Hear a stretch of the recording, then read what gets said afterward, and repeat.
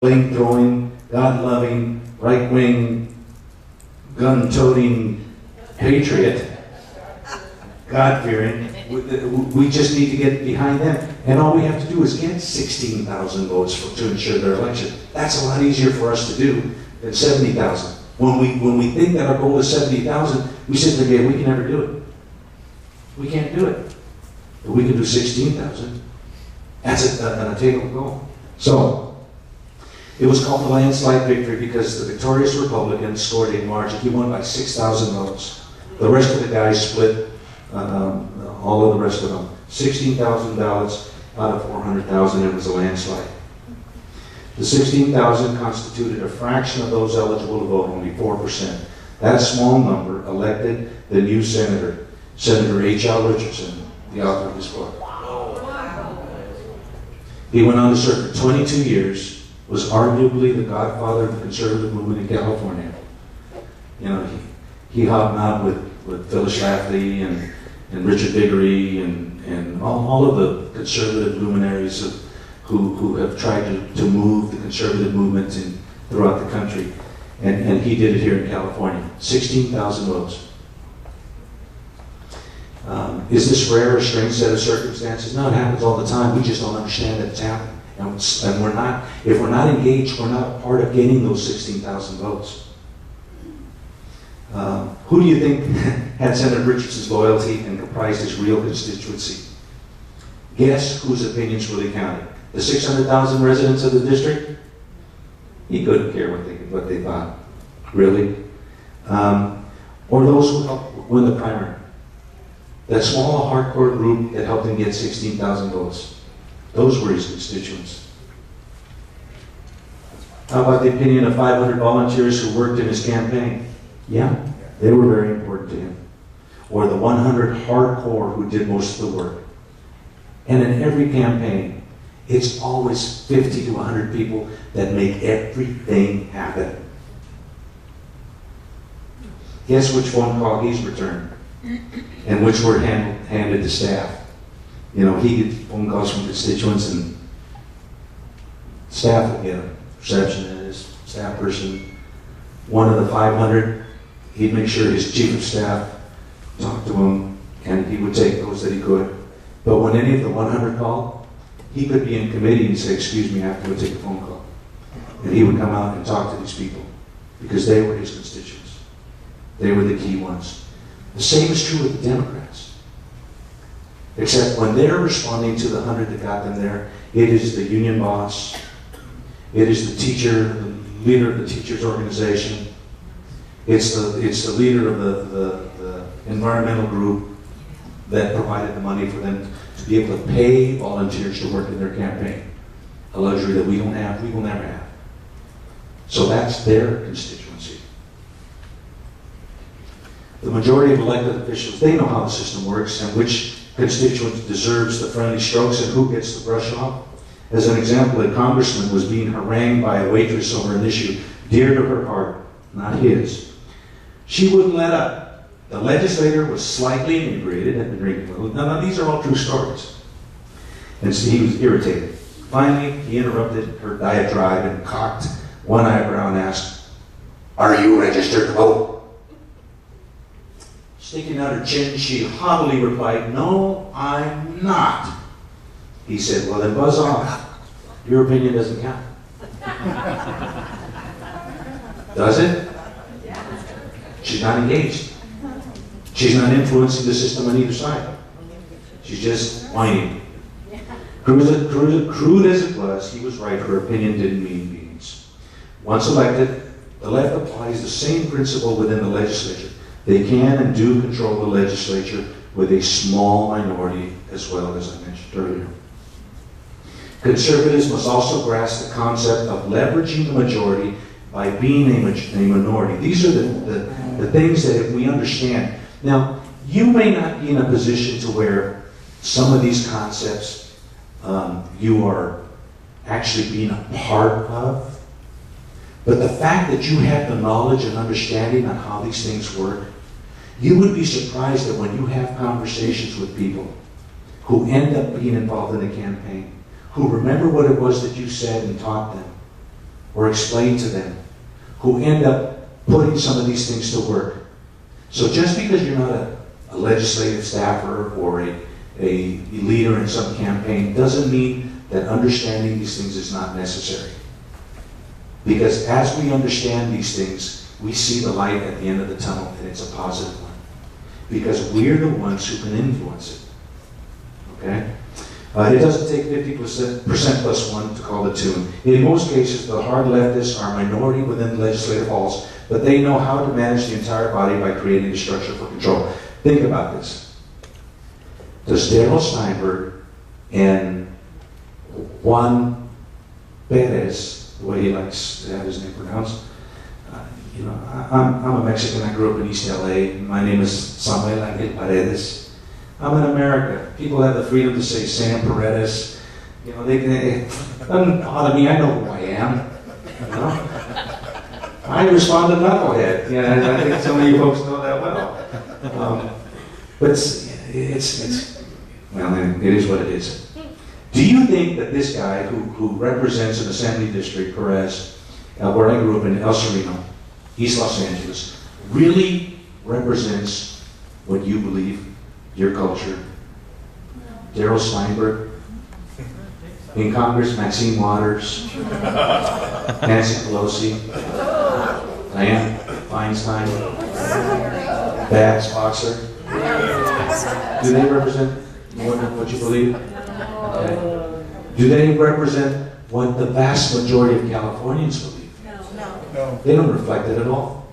As a matter of fact, there's a huge uproar right now because the judge overturned Prop 8. The citizens of California are upset because their will was established in the vote.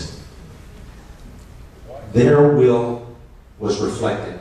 And you know, Senator Richardson points out, every time California gets an opportunity to vote on a moral, hardcore issue like the death penalty or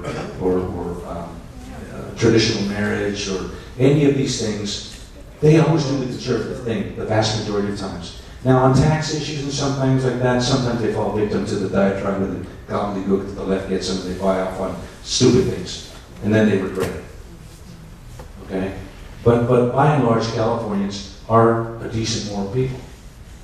So then why is it that these beanhead, bone-brain, left-wing people are in charge? How do they get in charge? It's misnamed but called partisan politics. We've all heard that term, partisan politics.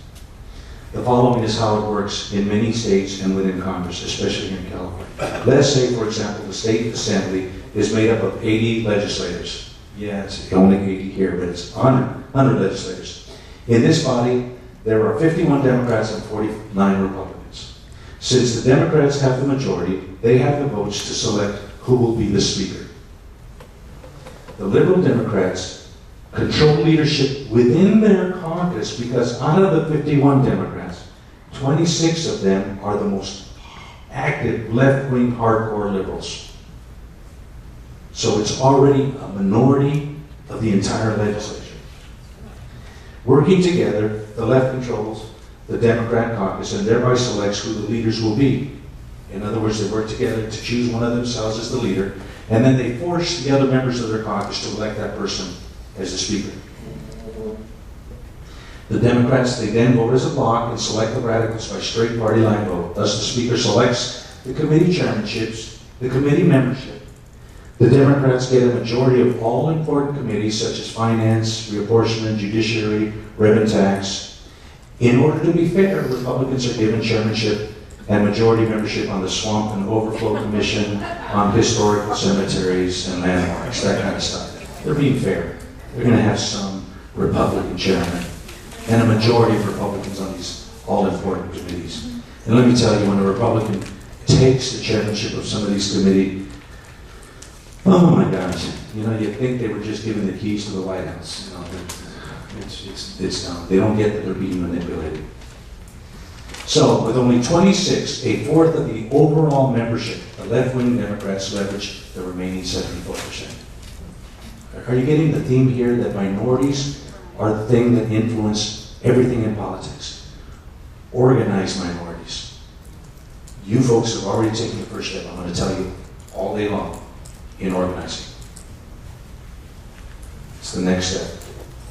Joining with their outside pressure groups, the leftists maintain more than enough political clout on the moderate and conservative Democrats to keep them in line and prevent them from forming alliances with the Republicans. Well, that's even changing because there are fewer and fewer moderate and conservative Democrats. There are some in Congress. We know that, blue dogs. There aren't any here in California. But when one of them thinks about stepping out of line, back a few, it's like 10 or 12 years ago, there was a gang of five Democrats were going to get together with the Republicans and elect one of the five as a speaker. So there would be a coalition of 5 Democrats and all of the Republicans. Well, the way that the Democrat leadership squelched that was they got all of their outside groups, all of the unions, all of the trial lawyers, all of the government employees, all of the groups that give money to campaigns came down on these people like rain and scared them and intimidated to the point that they gave up that effort. That's how they do it. They use these outside groups that they've helped create, that they have been in the process of getting there through these groups, and that's how they were able to kill this effort. Leadership allows the liberals to control party funds, staff hiring, legislation, key committees, thereby controlling the overall direction. Along with leadership comes all the perks. You run everything, you spend all the money, you decide who works, who goes to what office, who's on what committee. They make sure that the people that are effective in a particular, Republican conservatives in particular, who are effective in a particular area, they make sure that they're not assigned to a committee where they can use their expertise. Because they don't want the pain in the neck. They want to try to dilute their strengths. What's to stop the good guys from doing the same? A minority of confrontationally trained conservatives could do the same in the Republican Party, and that is what should have happened when the Republicans had control of Congress. That's what should have happened.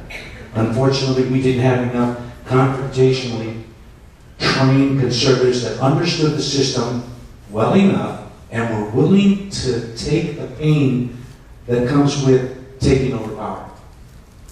They were too timid. I think that's changing. I think we've got people like Jim DeMint, Senator Jim DeMint, Senator Tom Coburn from Oklahoma, who are already creating their own outside structures, conservative political action committees to help elect people who believe like they do to come to Washington, D.C. They're willing to take the slings and arrows. What's that? Jason Savage. So we've got some fighters that we've gotten there. Tea Party movement has done a lot to make that happen. It's happening in Florida. It's happening, Lord willing, and the creeks don't rise in Nevada when we send Harry Reid to the desert and generate gun range. Sharon Angle is awesome. Again, small numbers come into play. One doesn't have to move a fulcrum very far to change the leverage factor. A mere percentage change in the conservative Republicans in Congress could leverage everything. In Congress, in the Republican caucus, if we had 10 in Congress, 10 or 12 people that had the fire like a Jim DeMint and were willing to fight, they could take over the caucus, make sure that one of them was the Republican leader, and one of them was the caucus chairman, one of them was the caucus secretary, and it would be over because they would be the ones deciding who's going to go on what committees, and they're going to make sure that all of the conservatives go to the real tough committees and that they hold a majority. All it takes is that the rest of them will fold like a cheap suit because they don't know how to fight and they don't want the confrontation. This is what the moral, traditional Americans used to be, the salt of the earth, adding flavor, preserving truth, changing the taste of politics, movers of the fulcrum. How many understand how a fulcrum works? Seesaw. You put it exactly in the middle, you put two equal weights, and it just goes back and forth and back and forth. But you move the fulcrum to one end, and it takes a lot less force on one end to move the other. And all we're talking about is moving that fulcrum just a few degrees. You know, they say that